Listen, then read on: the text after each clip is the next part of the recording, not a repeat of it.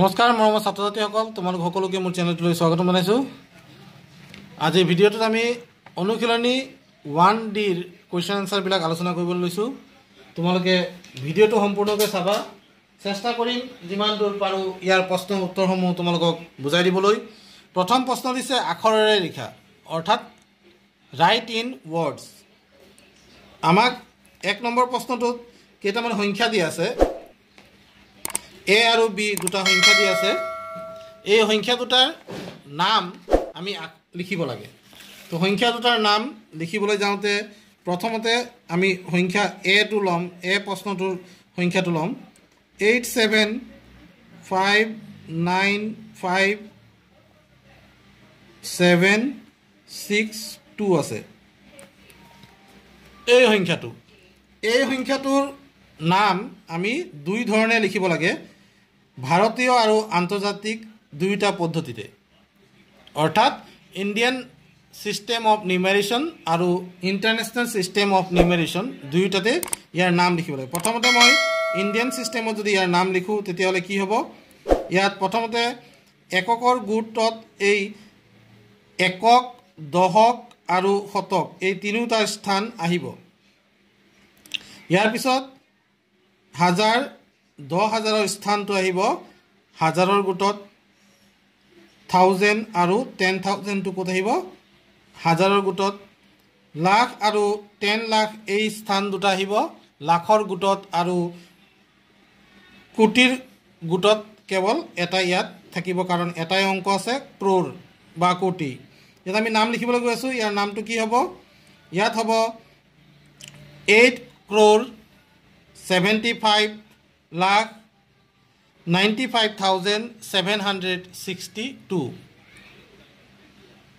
চোৱা, ভাৰতীয় পদ্ধতিত 8,75,95,762 আমি লিখি ল'লোঁ। এতিয়া আন্তৰ্জাতিক পদ্ধতিত যদি ইয়াৰ নাম লিখিবলৈ যাওঁ তেতিয়া নামটো কি হ'ব তোমালোকে চাই লোৱা এবাৰ। 8,75,95,762 ইয়াৰ আন্তৰ্জাতিক নামটো কি হ'ব? আন্তৰ্জাতিক পদ্ধতিত একক, দশক, শতক এই তিনিওটা এককৰ গোটত থাকিব। 1000, 10,000 আৰু 100,000 আনটো গোটত থাকিব, অৰ্থাৎ হাজাৰৰ গোটত থাকিব। আৰু বাকী দুটা অংক থাকিব তোমাৰ মিলিয়নৰ গোটত। তো ইয়াৰ নামটো আমি কি বুলি লিখিম চোৱা, 87,595,762 হ'ব ইয়াৰ আন্তৰ্জাতিক নাম, আন্তৰ্জাতিক প্ৰণালীত ইয়াৰ নাম। তো তোমালোকে এই দুটা নাম লিখি ল'বা। বি নম্বৰটো ঠিক সেইদৰে তোমালোকে কৰিব লাগিব, চাই ল'বা আৰু বি নম্বৰটো কৰিবা।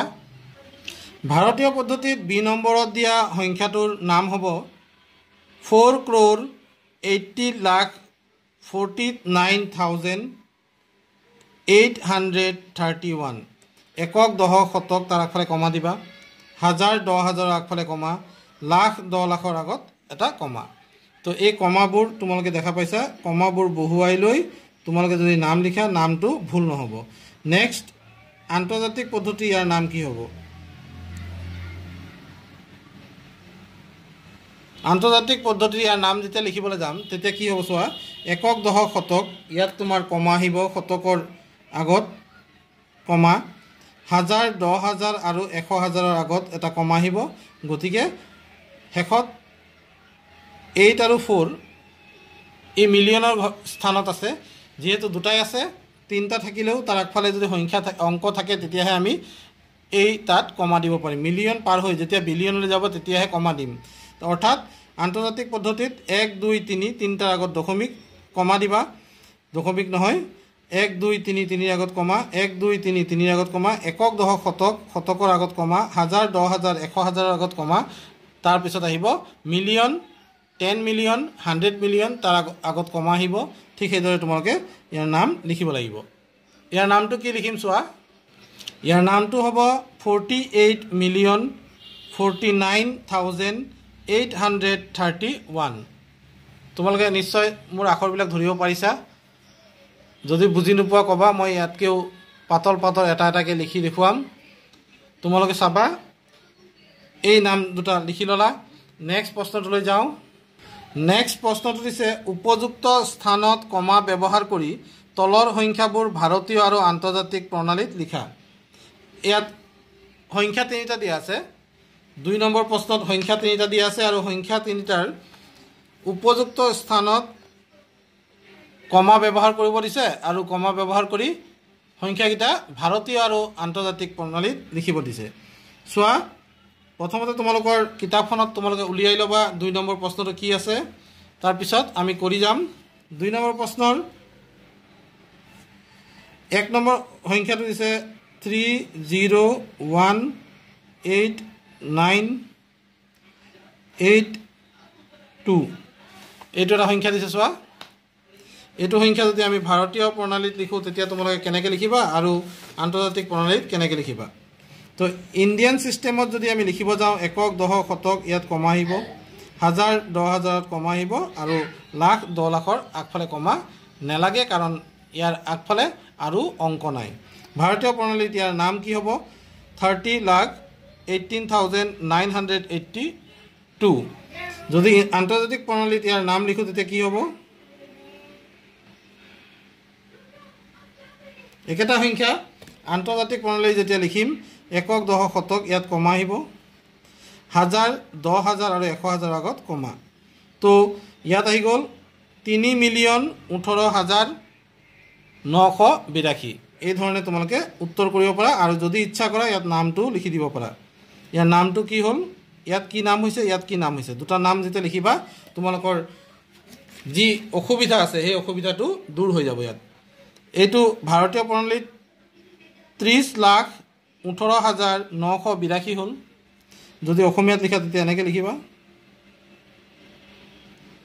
30,18,982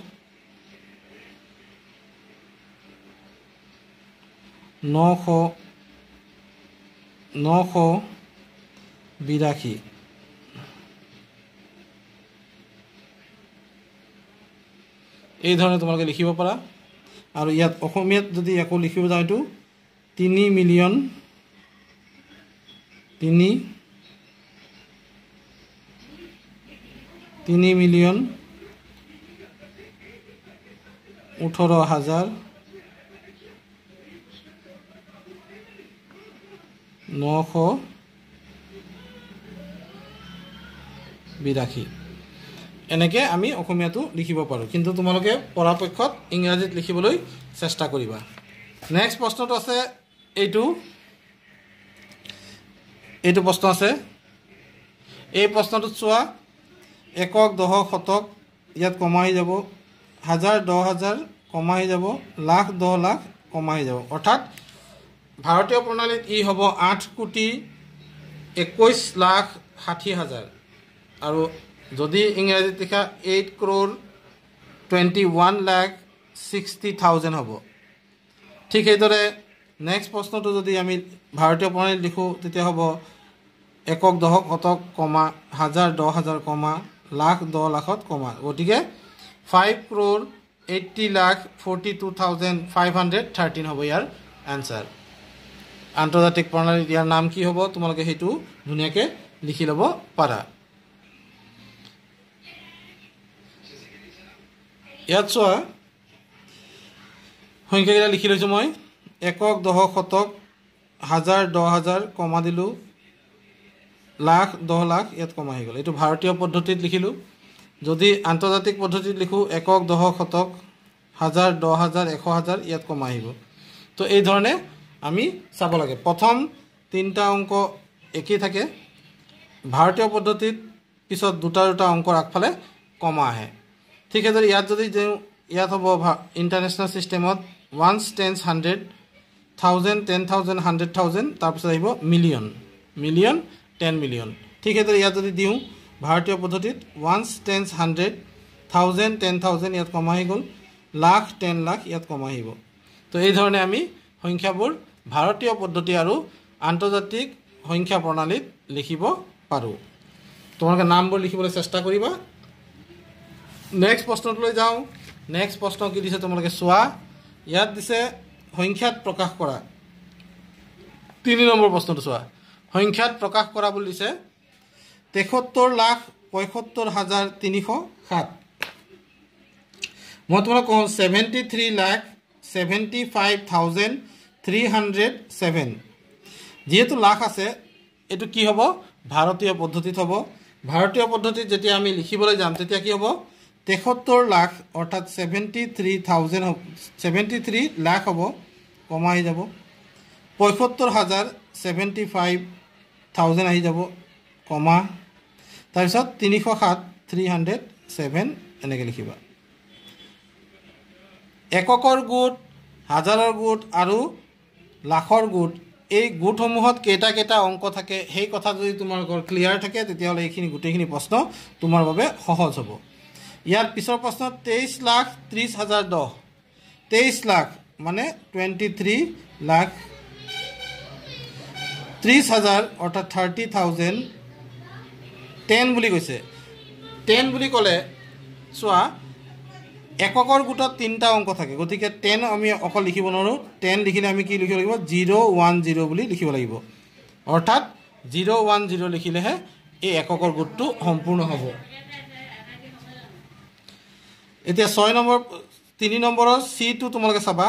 6,88,797। 6 মিলিয়ন, 6 মিলিয়ন বুলি কৈছে, গতিকে 6 লিখিবা।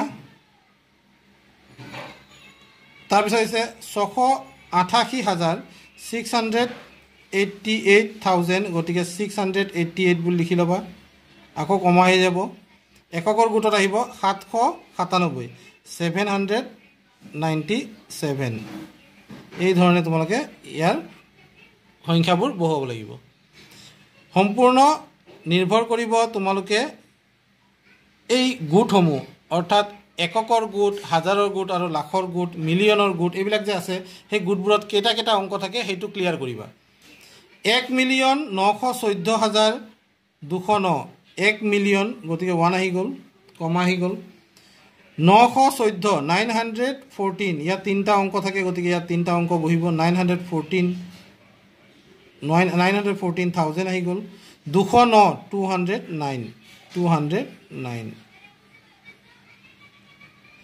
যিহেতু 3টা অংক থাকে, 1 2 3টা অংক, 1 2 3টা অংক, আৰু এইটো মিলিয়নৰ ঘৰ, গতিকে মিলিয়নৰ স্থানত 1 থাকিল। তো এই ধৰণে তোমালোকে কৰিব লাগিব। এই আছিল 3 নম্বৰ প্ৰশ্নলৈকে সমাধান। 4 নম্বৰ, 5 নম্বৰ, 6 নম্বৰ বাকী যিখিনি প্ৰশ্ন আছে মই পৰৱৰ্তী ভিডিঅ'ত তোমালোকক দিবলৈ চেষ্টা কৰিম। ভিডিঅ'টো চোৱাৰ বাবে সকলোকে ধন্যবাদ জনালোঁ। আৰু যদি ভিডিঅ'টোত দিয়া প্ৰশ্ন উত্তৰসমূহ বুজি পাইছা তেনেহ'লে চেনেলটো ছাবস্ক্ৰাইব কৰি ল'বা। পৰৱৰ্তী ভিডিঅ' চাবলৈ তোমালোকে সহজতে নটিফিকেশ্যন পাই যাবা। ধন্যবাদ।